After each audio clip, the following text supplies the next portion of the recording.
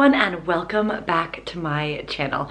It's time for another Life in London vlog, or I guess London travel vlog, however you want to look at it, because my philosophy to life in London is that you should always be traveling, even if you are a local, and exploring great new things. So in this video, I am going to take you to an afternoon tea at the newish Nobu hotel in Marylebone.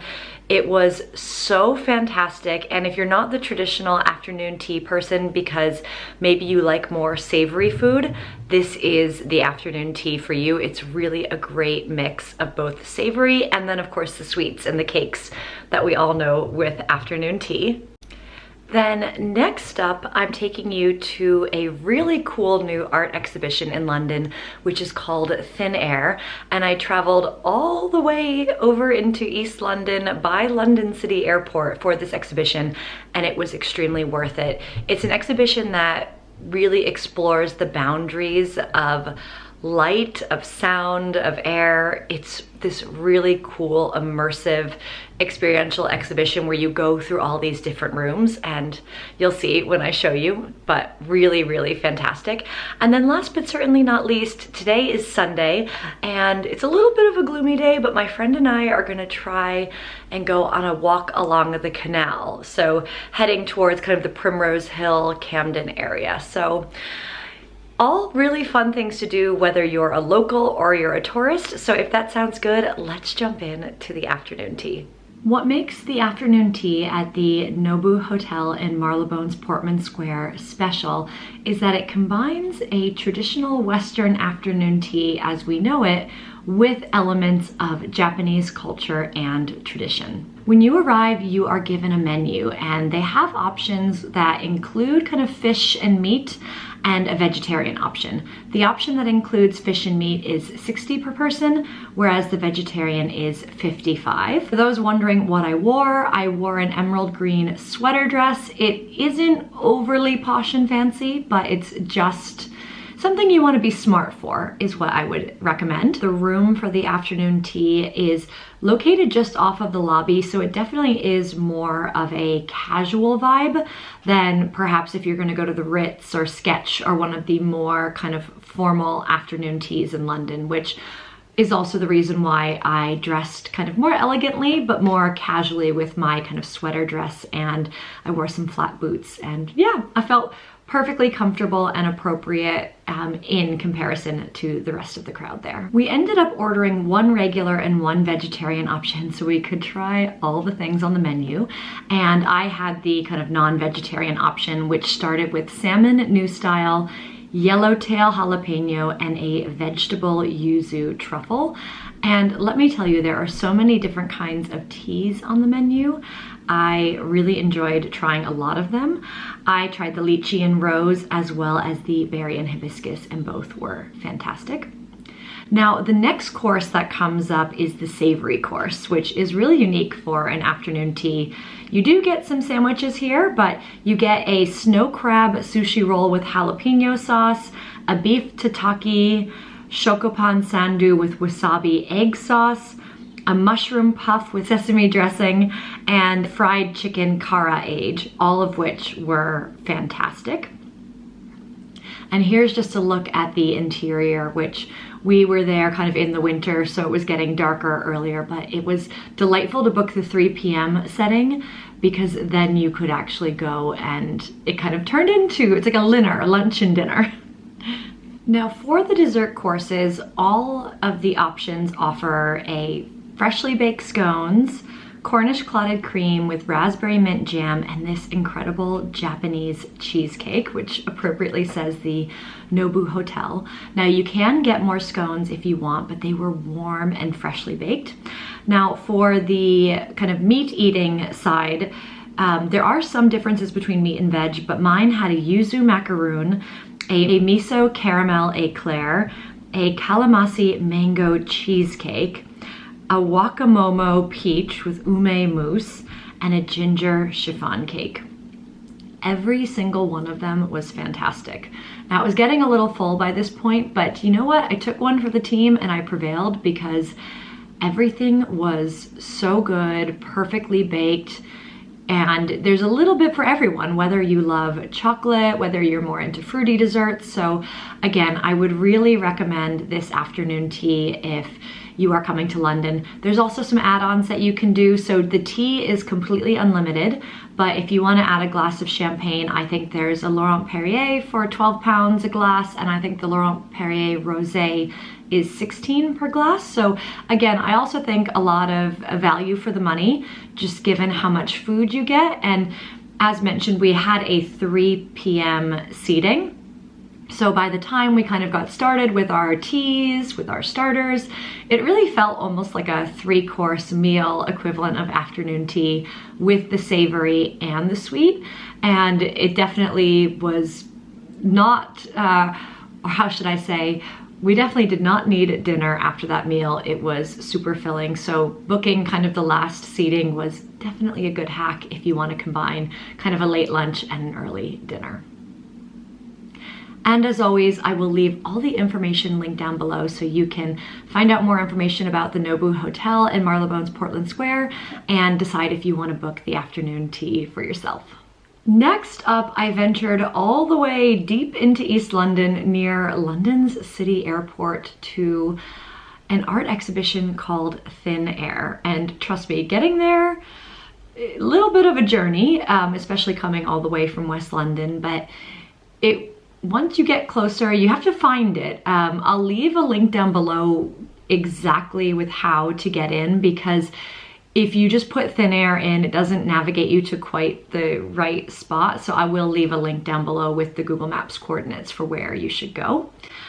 But a little bit about Thin Air. So the inspiration for this exhibition was to bring together a leading group of international artists, and the idea is to present a set of new media installations at a striking scale. And from the minute you walk in, whew, it definitely is an experience. It almost feels like you're going to a rave or something like that. It probably would be a really cool place to have a rave with these installations. We went in the middle of the day on a Sunday, so this was, you know, just a very kind of, we had a coffee and then went into the exhibition kind of experience. But they do actually have a bar at one point in the experience, and I think it would be really fun to go in the evening and have a cocktail while you walk around. Each room, and there are many different rooms throughout the exhibition, definitely want to spend a few hours there. Each one is a different experience with flashing lights, with music. I unfortunately cannot play the music in this video because I'll probably get copyrighted on YouTube, which is a shame, but I really thoroughly enjoyed it. All the works are kind of temporary that you're seeing. They're site specific, and they're really based on the amount of space, the amount of audience they can have in the room at the time, and different technologies. I think my actual favorite room was the red room that you're seeing now on screen. It was absolutely spectacular. It's just all these different kind of red light laser beams, and it almost seemed funny to walk through them or touch them, but obviously they don't hurt you. But it just, in terms of a really cool visual experience, it showed you kind of what a difference light meant. So what I loved about the exhibit is because there were so many different rooms, each room was a different experience, very interactive, very immersive. I wouldn't recommend going on your own. I actually got there before my friends and I thought that they were inside, and they were not. So I started to go down that first hallway by myself, and it was a little creepy being alone, but it was so much more fun with friends. We were filming all of these goofy videos, which will never see the light of day. I don't want to violate my friends' privacy, but we had so much fun goofing off, taking fun pictures, listening to the music, and just enjoying this fully immersive experience. If you really want to understand more of the boundaries of light, sound, air, and you're interested in kind of art installations like this, it's definitely a wonderful thing to go and check out. After the exhibition, we had worked up quite the appetite and hopped on the train and headed over to an area of London called St. Catherine's Docks, where we went to Amelias Pasta. This is a homemade Italian pasta restaurant with views of kind of the docks and the boats, which is wonderful. I opted for this incredible homemade ravioli with grass-fed lamb, which came with parsley and Parmesan in a butter and sage sauce. so good. And then for dessert, I had an affogato, which is a scoop of ice cream with espresso, very much an Italian classic, and of course a glass of wine as well on the side. But we had such a lovely day out, and if you've never been to St. Catherine's Docks, I would highly recommend it. I need to properly go there when I can film my camera because there's so many cute restaurants there, and it's like this little enclave that's literally steps from Tower Bridge.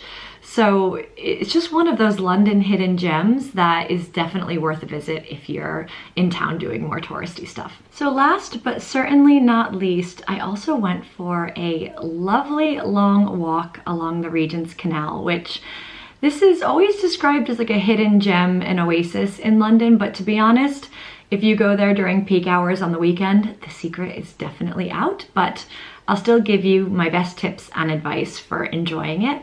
So the Regents Canal itself is almost 9 miles long, 8.86 miles to be exact. I made my entrance onto the canal in St. John's Wood, Lisson Grove. I will leave a link down below of the area that I entered. I always recommend entering either there or just above Regent's Park because it's just an easy straight shot to Camden from there. And when you do enter by Regent's Park, you get to see some of the McMansions in that area, which is really cool. But the canal itself, it's narrow.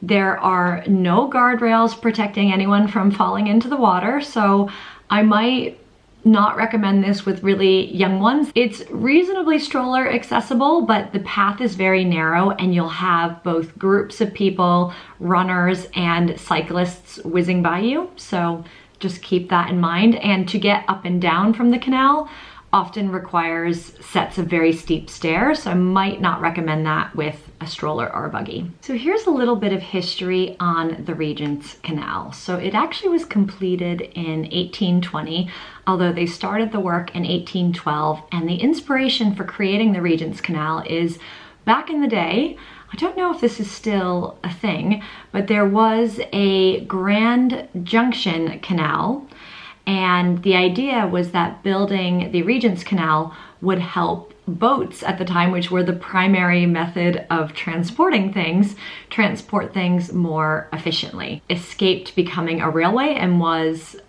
started as a canal. And at the time, it was very vital to Southern England's transport system. So you might be wondering, well, what did they transport on the canal? Well, I'm so glad that you asked. It's things you would expect from the time, so quantities of timber, coal, building materials, food items in and out of London. And interestingly, you might think when the trains and railways were built that it would actually have made the canal not useful. Not correct at all. Londoners continued to use the canal for these modes of transportation until the 1960s, which is pretty incredible to think about. But yeah, if you go to the canal today, it just makes for a wonderful long walk. You do feel it is a bit quieter than the hustle and bustle of some of the city streets, but obviously not all of them. I really enjoy the stretch between St. John's Wood and Primrose Hill. I think that is a nice quiet stretch. You get these long views of the canal with just greenery around. At one point you can see into the London Zoo a bit, which is fun if you see there's some of the animals kind of, you can see on the right hand side of the canal. And then as you turn the corner to Primrose Hill, you get to see some of these stunning homes with docks for the boats that are just positioned along the canal, and it's just so wonderful to imagine what it would be like to live in one of those. I mean, could you imagine? So if you do decide to continue on, you can continue another 5-10 minutes from Primrose Hill to the Camden Lock. Now this is when it gets really crowded in the canal. So Camden Market is famous for food stalls, boutique shops. It's a really fun way to spend a day, but it is usually pretty mobbed with people. So you definitely notice the vibe of the canal changes the closer that you get to Camden, and you feel a little bit sardined in with people. So I did finish my loop there because one thing that is really nice to do is to check out the locks in action. So there are still 12 different locks along the Regents Canal. And when you see the houseboats coming through, you can actually sit there and watch the process of how they take a boat from like this level all the way down to this level by changing the water levels to let the boats go on through. It's a really cool and historic part of London and London's history, so I would recommend doing that. And if you want, after, you can go get a bite to eat, do a little shopping in Camden. I would recommend the, I forget if it's the Cheese Bar, but it's part of like the Cheese Bar, the Cheese Barge group. I'll leave a link down below. If you like cheese, that's a good spot for a glass of wine and a cheese toastie. However, if you do want to escape the crowds, my other recommendation would be just to walk the 5-10 minutes back to Primrose Hill. And there are some really lovely pubs and restaurants and coffee shops in Primrose Hill. So I'll make sure to leave linked down below a few of my favorites. So with that said, that concludes my Life in London travel vlog. Whether you are a local or a tourist, I hope this gave you some really nice inspiration on some of the wonderful things you can do in London.